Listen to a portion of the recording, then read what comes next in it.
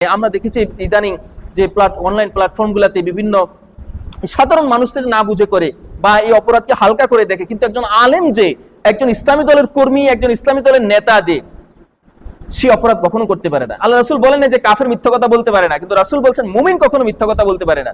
যে নাস্তিক, যার কোনো ধর্ম নাই, যে সত্য মিথ্যা নাই, যার শরীয়ত নাই, যার ইহকাল পরকাল নাই, তার কাছে সত্যই কি আর মিথ্যাই কি, তার কাছে হালালি কি আর হারামি কি, সে যা ইচ্ছে তাই বলতে পারে। এই জন্য তাকে ঠেকানোর জন্য আমি মিথ্যা বলবো, এটা কখনো হয় না। আল্লাহ রাসূল সাল্লাল্লাহু আলাইহি ওয়াসাল্লামের এক ছেলে ইন্তেকাল করছে। রাসূলের 3 ছেলে ছিল, সব ছেলেরাই শৈশবে মারা গেছে। তো এক ছেলে ইন্তেকালের পরে সেদিন সূর্যগ্রহণ হয়েছে। আমাদের বয়সে আমরা তেমন একটা সূর্যগ্রহণ দেখি নাই। একেবারে দিনের বেলা সূর্যগ্রহণের ফলে একেবারে পুরাপুরি অন্ধকার হয়ে গেছে। রাসূলের সন্তানও সেদিন ইন্তেকাল করছে ঘটনাচক্রে ইত্তেফাকান।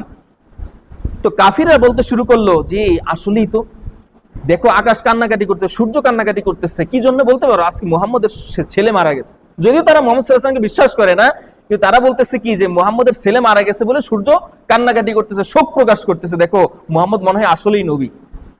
এইটাই তার প্রমাণ। এই কথা যখন রাসূলুল্লাহ সাল্লাল্লাহু আলাইহি ওয়াসাল্লাম কানে গেল, এই দল লোক যখন রাসূলকে গিয়া বলল আপনি আসলেই একজন সত্য নবী, কারণ আপনার সন্তান মারা যাওয়ার ফলে সূর্য কান্নাকাটি করতেছে, তখন রাসূলুল্লাহ সাল্লাল্লাহু আলাইহি ওয়াসাল্লাম বলতে পারতেন, স্বীকার করতে পারতেন এটা যে এই তো চান্স, আমি যদি এই কথা স্বীকার করে নিই তাহলে সবগুলো কাফের মুসলমান হয়ে যাবে। কিন্তু রাসূল এই প্রতারণা আশ্রয় নেন নাই। রাসূল বলেছেন না, কোনো কিছুর সাথে, প্রাকৃতিক কোনো ঘটনার সাথে মানুষের মৃত্যুর বা মানুষের জন্মের কোনো সম্পর্ক নাই। আমার সন্তান মারা গেছে কিন্তু তার জন্য সূর্য কান্না করবে, এরকম কোনো ঘটনা ঘটে নাই। ওই কাফেরগুলো সেখান থেকে ফেরত গেছে।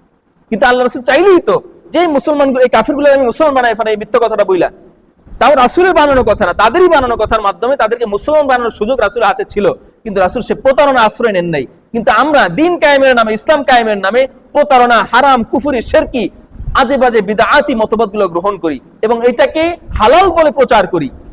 যে ইসলাম কায়েমের জন্য, রাষ্ট্রীয় পর্যায়ে দিন কায়েমের জন্য এগুলা করা একজন মুসলমানের বিরুদ্ধে, যে বিএনপি করে, যে আওয়ামী লীগ করে, সে যদি শরিয়াতে বিশ্বাস করে, শরিয়া শাসনে বিশ্বাস করে মুসলমান, আপনি তার বিরুদ্ধে একটা মিথ্যা কথা বলতে পারেন না, প্রতারণা করতে পারেন না। আপনি আমি আমার আদর্শ দিয়ে, আমার কার্যক্রম দিয়ে, আমার আখলাক দিয়ে মানুষের মন বিজয় করব, এই জন্য আরেকজনের বিরুদ্ধে তো বলতে হবে না, হবে সে যেই দলেরই হোক। আমি আমার আচরণ দিয়ে, ভালো ব্যবহার দিয়ে, দান সৎকার মাধ্যমে, সহযোগিতার মাধ্যমে, বিপদ আপদে পাশে থাকার মাধ্যমে, খোঁজখবর নেওয়ার মাধ্যমে, আমার আদর্শ দিয়ে তার মন জয় করে নেব, সে আমাকে এমনিতেই ভোট দেবে। কিন্তু আমার প্রতিপক্ষ যে তাকে ঘায়েল করে আমাকে জিততে হবে, এরকমটা না, এরকম ইসলাম শিক্ষা দেয় নাই। এই জন্য দলীয় রাজনীতিকে অনেকে নাজায়েজ মনে করেন। দল একটাই থাকবে, ইসলামের দল, এখন তাদের মধ্য থেকে খলিফা নির্বাচিত হবেন। এই জন্য এই ধরনের প্রতিপক্ষ থাকলেই একজন মুসলমানের মধ্যে যখন অনেকগুলা দল থাকে, তখন এক দল আরেক দলের বিরুদ্ধে, এক দল আরেক দলের বিরুদ্ধে গীবত, শেকায়েত, আজেবাজে মিথ্যা কথা, প্রতারণা, এগুলা প্রচার করে বেড়ায়। এই জন্য দলীয় এই রাজনীতিকে অনেকে এটা অপছন্দ করেন।